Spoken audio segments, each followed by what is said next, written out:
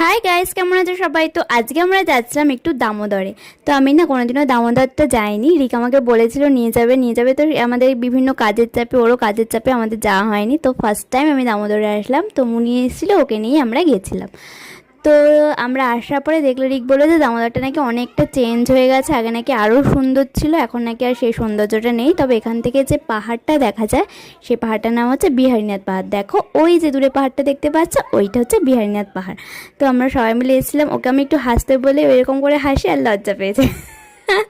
আর তারপরে আমরা একটু পকোড়া খেয়েছিলাম, আর এই পকোড়াটা না হেভি ছিল খেতে, তোমাদেরকে কি বলবো। রিক বলছিল এই দোকানটা নাকি অনেক পুরনো দোকান, তবে এই পকোড়াটা খেতে যে দারুণ লেগেছিল না, অসাম লেগেছিল। আমি ফার্স্ট টাইম ট্রাই করেছিলাম, আর মুনিকে তারপরে আমি বাদাম শেক খাওয়াতে নিয়েছিলাম। তো এটা আমি একদিন ট্রাই করেছিলাম, খুব ভালো লেগেছিলো। আর এখানে তারপর বেকার্স পয়েন্টে এসেছিলাম আমরা একটু কিছু পেস্ট্রি আর আইসক্রিম খাওয়ার জন্য। এভাবেই গেল আজকের দিনটা। ভিডিওটা কেমন লাগলো আমাকে জানিও, আর সবাই ভালো থেকো। ওকে, বাই।